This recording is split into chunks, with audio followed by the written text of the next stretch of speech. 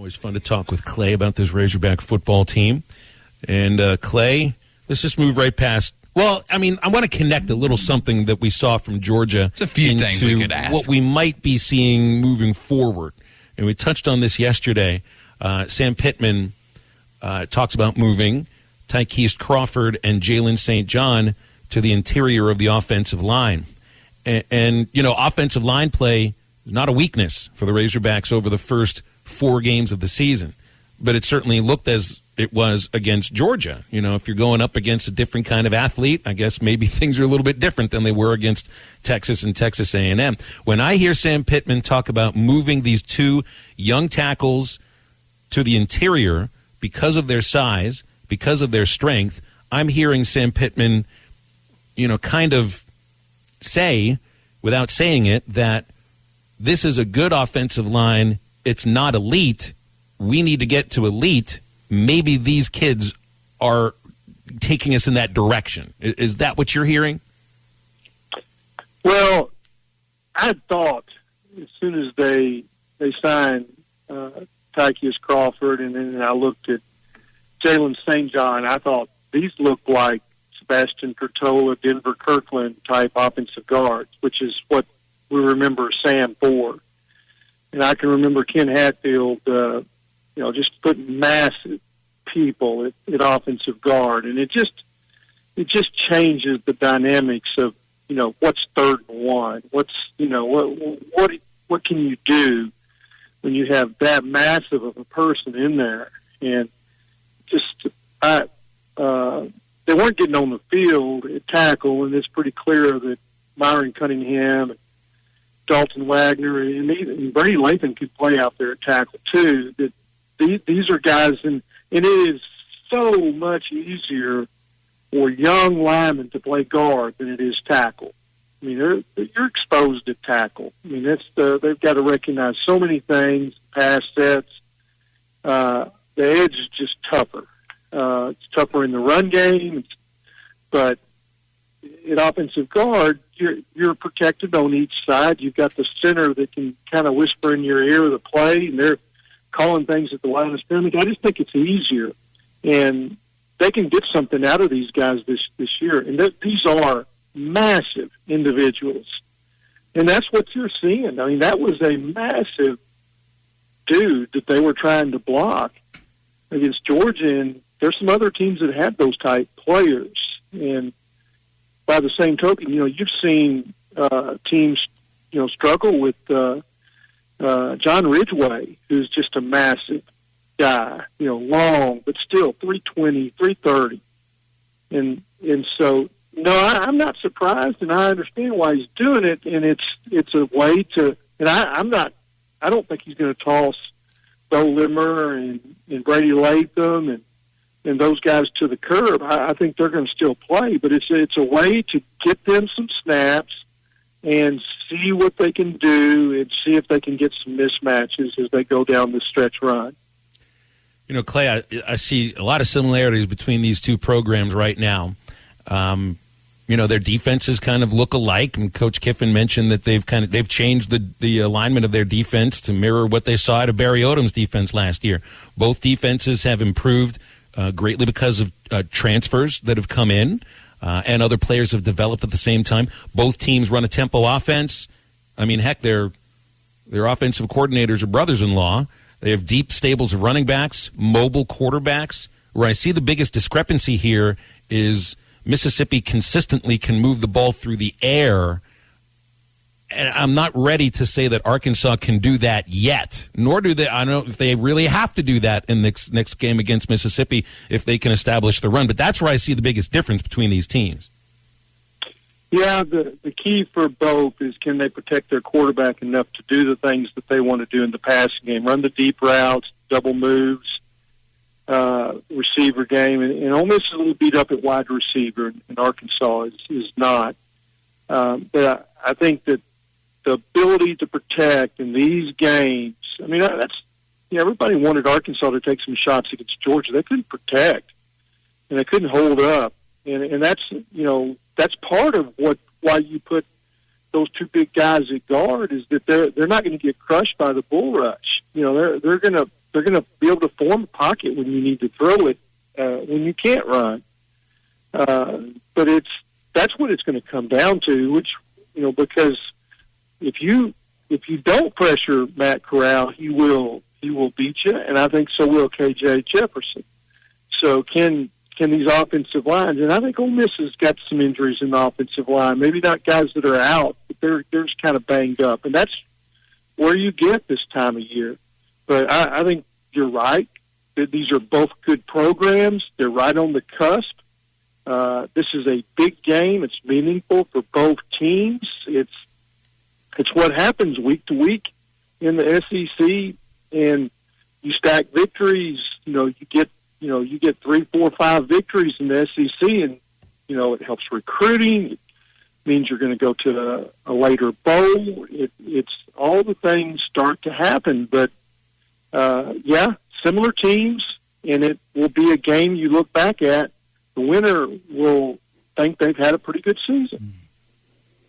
Clay, last week in Athens against Georgia, the Bulldogs were just able to run the ball between the tackles, outside, just basically do anything they possibly wanted to on the ground. Ole Miss does like to run the ball, averaging about 150 yards on the ground. Was last week just Georgia's that running game is that good, or did Arkansas get exposed?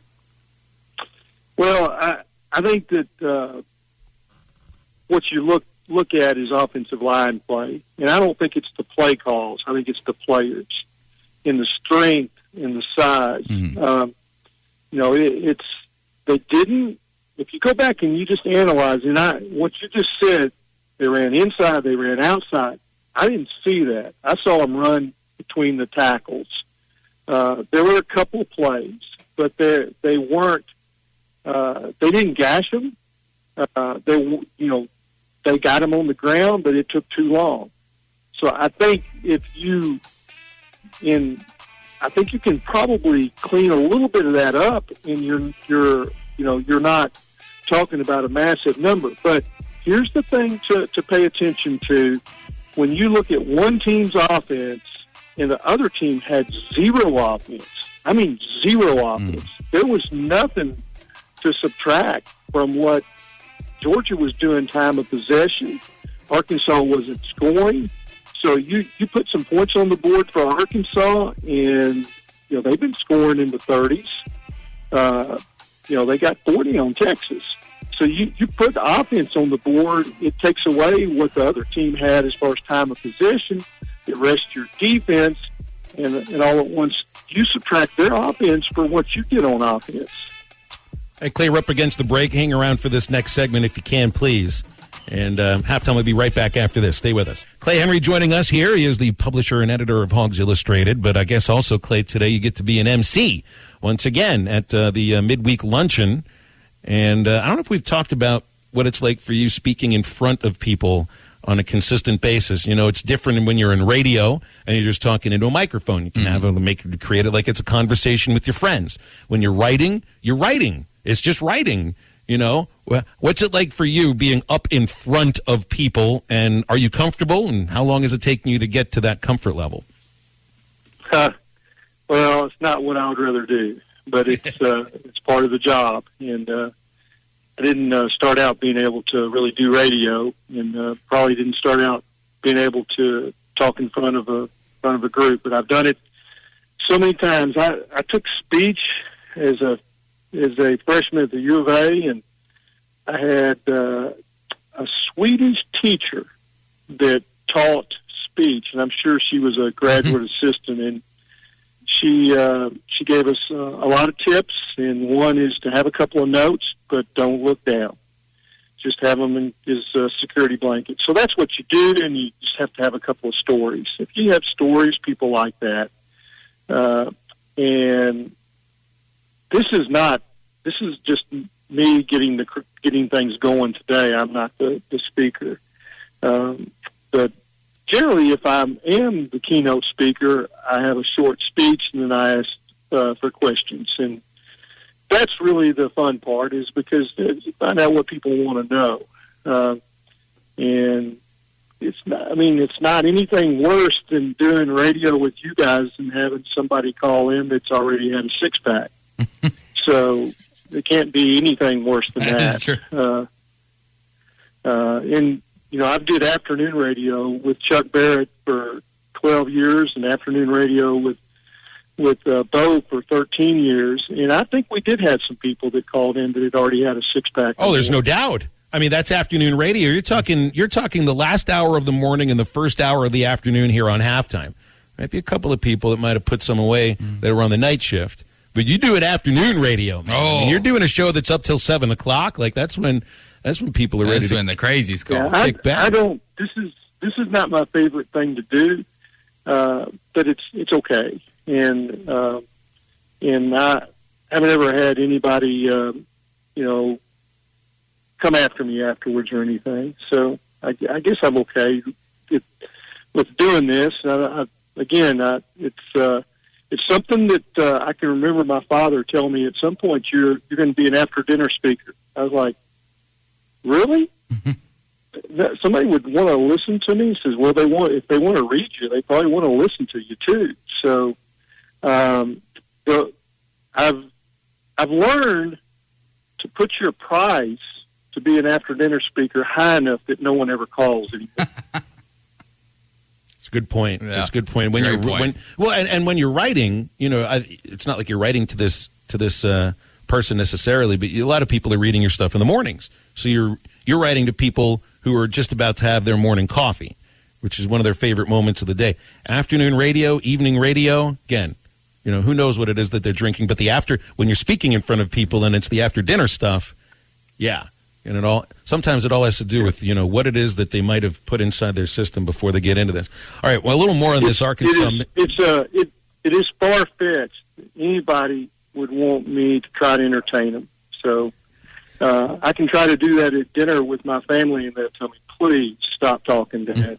Well, information is entertainment, too, so let's do a little bit of that here. Okay. This Arkansas Rebels game, last year, so much focus on the interceptions and the turnovers, and there should be, 7 of them, for crying out loud.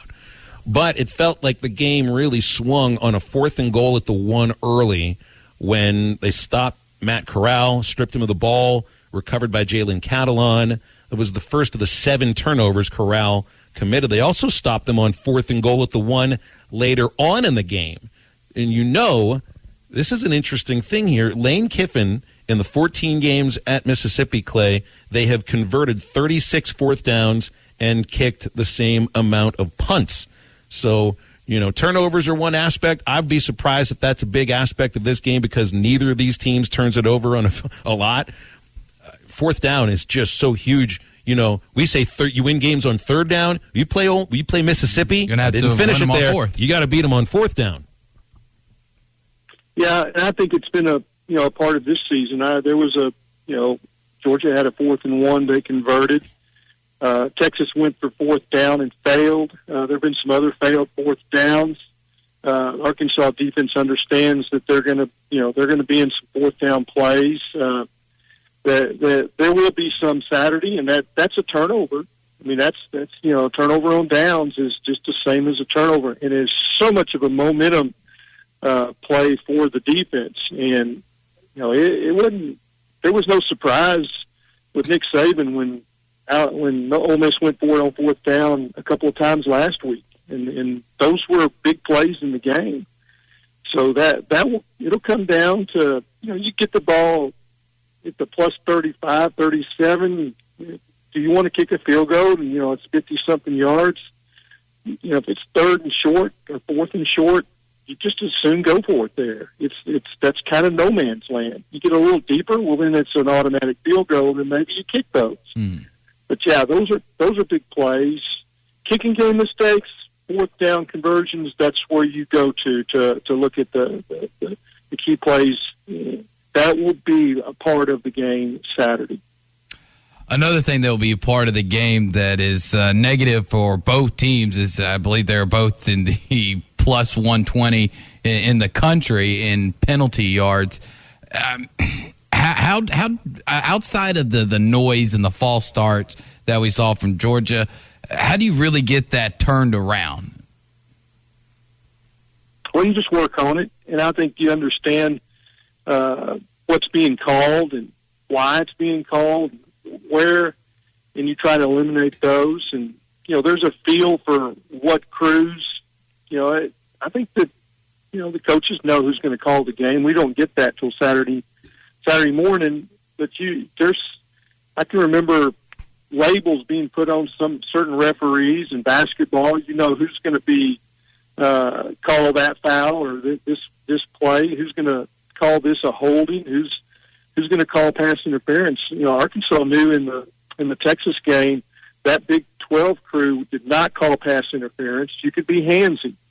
So you have to understand who's calling the game, what they look for and what they let go. So it's that's part of coaching, is to be able. Now, the pre-snap penalties, you got to eliminate them. That they have just got to go. I don't care what the crowd noise is. Good teams avoid those penalties, and Sam Pittman has to fix those. Mm-hmm. Yeah, and that's the thing that really puts you in a hole. Starting the first offensive drive for the Hawks. You get off to one. It's 1 and 20 before you can even get the first snap off. Clay, real quick. Sure, Dan. Before I have to let you go, you submitted a suggestive name earlier in the week. I believe you went with Muddy Madness for the Arkansas Ole Miss game. Have you thought of anything else, or you want to stick with that one? Oh, I'm not sure that was a really good one, but yeah, I mean, it's the battle. The battle for the Mississippi is, I guess, where it is. Whatever nickname you want to have for the Muddy Mississippi. I like Muddy Madness, man. I mean, it fits on a T-shirt. It's alliterative. It does. Kind of has a description of what's going on in the river there. I like Muddy Madness. It could be in the top 10.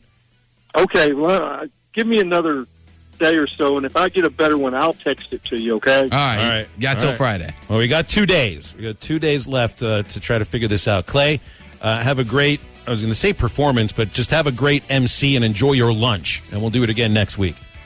Okay, thank y'all for having me, guys. Thanks, Clay. You got it. Clay Henry from Hawgs Illustrated. We're back and better than ever. All eyes are on the gridiron as teams are back for another football season. As always, BetOnline is your #1 spot for all the pro and college football action this season. With the new updated site and interface, even more odds, props, and contests, BetOnline continues to be the #1 source for everything football. Head to your website or use your mobile device to sign up today and receive your 50% welcome bonus on your first deposit. Don't forget to use our promo code BELIEVE to receive your bonus. That's BLEAV. From football, basketball, boxing, right to your favorite Vegas casino games. Don't wait to take advantage of these amazing offers for the 2021 season. BetOnline is the fastest and easiest way to bet on all your favorite sports. BetOnline, where the game starts.